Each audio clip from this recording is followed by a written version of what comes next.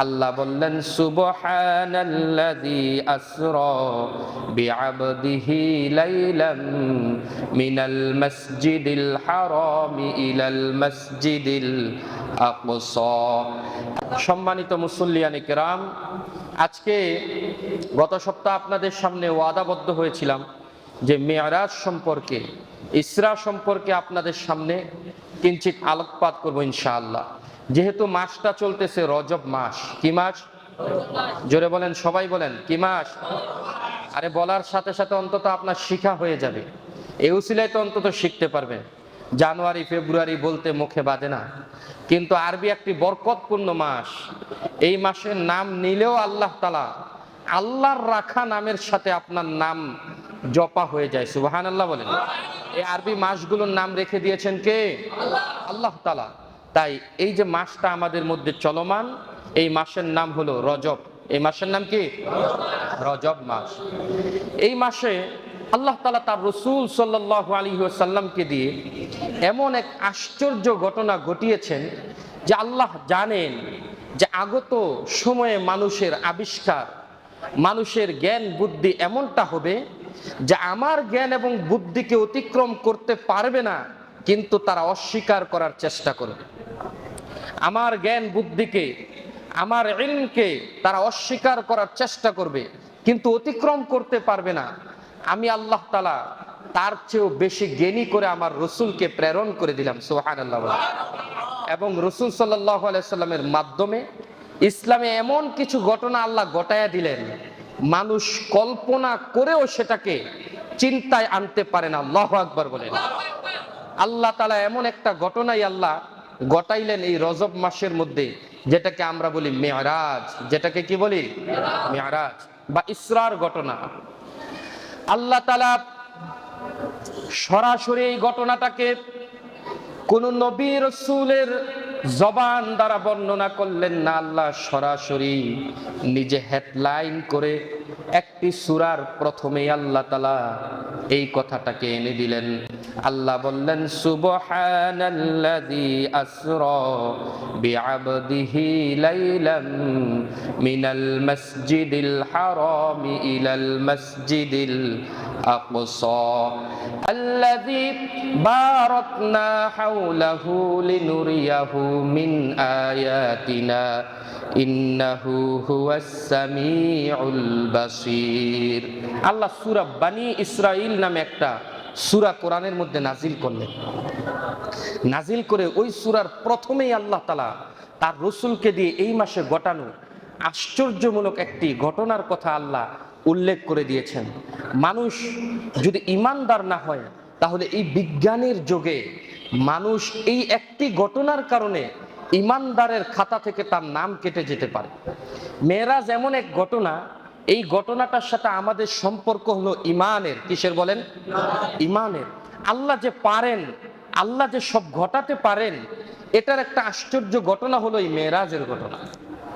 কারণ আমরা বর্তমানে এসে যা কিছু দেখব, এগুলো দেখলে আমরা তৎকালীন সময়ের 1400 বছর পূর্বের এই ঘটনা, যে ঘটনা আল্লাহ তার রাসূলের সাথে ঘটাইছেন, এটা আমরা কল্পনাও করতে পারবো না, বিশ্বাসেও আসবে না। শুধু বিশ্বাসের উপর অটল থাকবে একমাত্র ঈমানদাররা। একমাত্র কারা? ঈমানদাররা।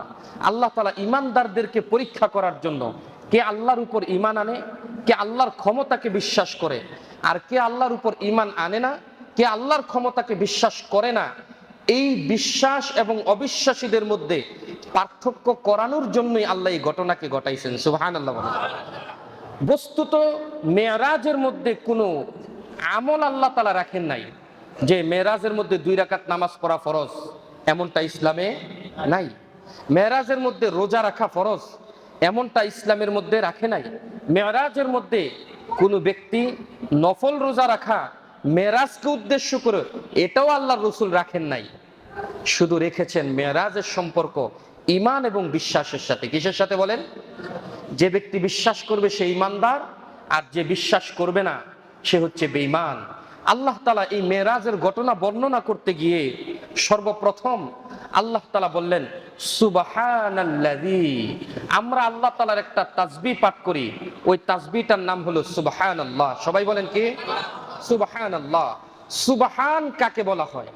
সুবহান হলো এমন একজন সত্তা, যেই সত্তা কোনো জিনিসের মুখাপেক্ষী না। সুবহানাল্লাহ বলেন। যেই সত্তা অপবিত্র না, বরং পূত পবিত্র। সুবহানাল্লাহ বলেন। যেই সত্তা কোনো কিছু করার জন্য কোনো কিছুর প্রয়োজন হয় না, তিনি নিজেই 100 থেকে 100। সুবহানাল্লাহ বলেন।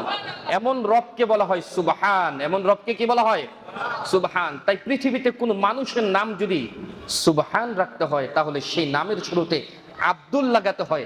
কারণ মানুষ সুবহান হওয়ার ক্ষমতা রাখে না, বরং সে সুবহানের গোলাম হওয়ার ক্ষমতা রাখে। ঠিক কিনা বলেন? তাই একমাত্র সুবহান কে? আল্লাহ তাআলা।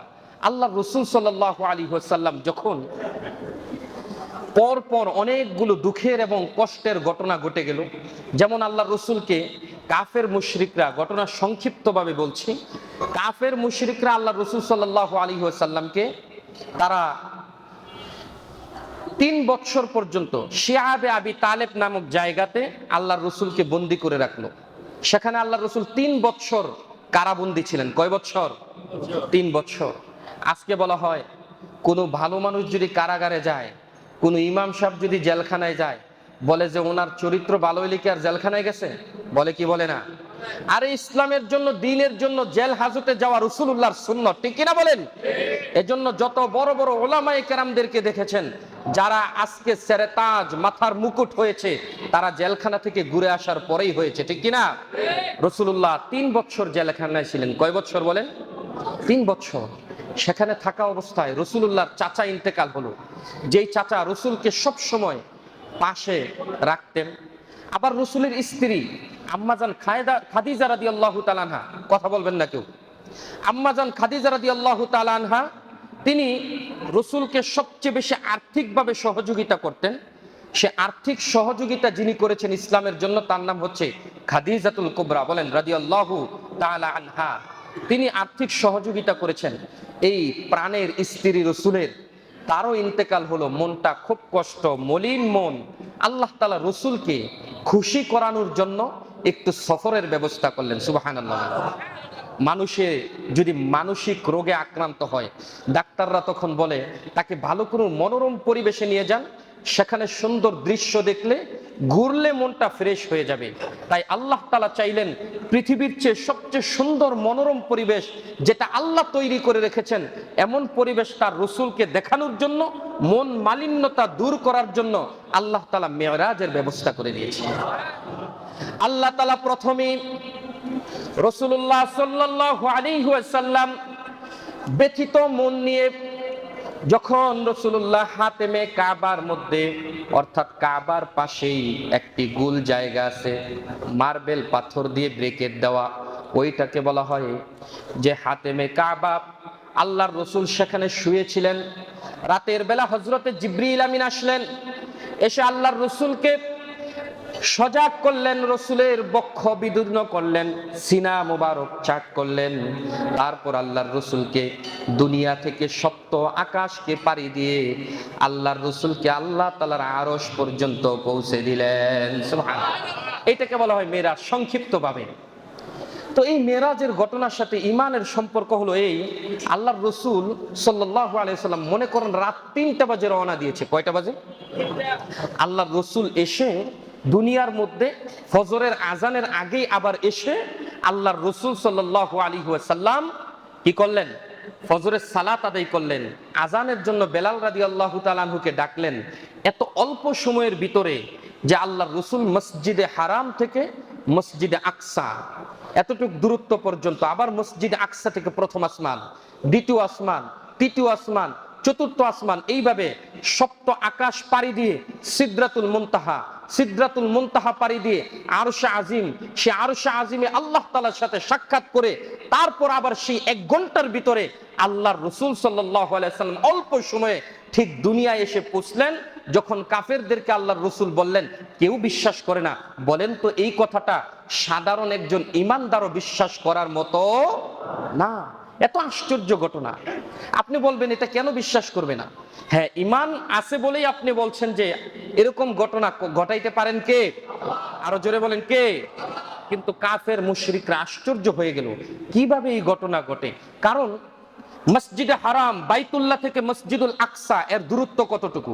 কোন ব্যক্তি যদি গাড়ি দিয়ে 100 পর্যন্ত গতি দিয়ে কোন ব্যক্তি যদি টানা 16 ঘন্টা অতিক্রম করে, তাহলে 1426 কিলোমিটার অতিক্রম করার পর মসজিদে হারাম থেকে মসজিদে আকসা পর্যন্ত পৌঁছতে পারবে। আল্লাহু আকবার বলেন। আরেকজন মানুষ যদি হেঁটে হেঁটে যায়, আর হাঁটার গতিটা যদি হয় ওটের মতো, তাহলে একজন মানুষ মসজিদে হারাম থেকে মসজিদে আকসা পৌঁছতে তার যেই রাস্তার সময়টা মাইল অতিক্রম করতে হবে, বলে যে 2694 মাইল প্রায় তাকে অতিক্রম করতে হবে। আল্লাহু আকবার বলেন। তাকে ফিলিস্তিন বিভিন্ন রাষ্ট্র ঘুরে ঘুরে তারপর তাকে মসজিদুল আকসায় পৌঁছতে হবে, যাকে বলা হয় প্রায় 500+ ঘন্টা সময় লাগবে একজন মানুষ ওটের দ্রুত গতিতে মসজিদে হারাম থেকে মসজিদুল আকসায় পৌঁছতে। সুবহানাল্লাহ বলেন। আর এই পৃথিবী থেকে মসজিদুল আকসা থেকেই তো আল্লাহর রাসূলকে আল্লাহ তাআলা কি করলেন? মহাকাশে নিয়ে গেলেন। মহাকাশে একজন মানুষ যদি যায়, আল্লাহর রাসূল নিজেই হাদিসের মধ্যে বললেন যে পৃথিবী থেকে আকাশে মানুষ পৌঁছতে সর্বনিম্ন হলো একজন মানুষকে 500 বছর পর্যন্ত অতিক্রম করতে হবে। কত বছর পর্যন্ত? 500 বছর পর্যন্ত যদি মানুষ অতিক্রম করে, তাহলে সে যদি মহাকাশে পৌঁছতে পারে, নতুবা কোনো ব্যক্তি পৌঁছা সম্ভব না। কারণ এই পৃথিবীর থেকে মহাকাশের দূরত্ব এত বেশি, বিজ্ঞানরা তা কল্পনাও করতে পারে না। পৃথিবী থেকে আপনি স্বাভাবিকভাবে আমাদের এই যে সৌরজগৎ নিয়ে আমাদের এই পৃথিবী গঠিত, আমাদের পৃথিবী, সৌরজগৎ, চাঁদ, এগুলো সব একটা গ্যালাক্সির ভিতরে রয়েছে। এই গ্যালাক্সিকে বলা হয় মিল্কি ওয়ে গ্যালাক্সি। কি বলে বলেন?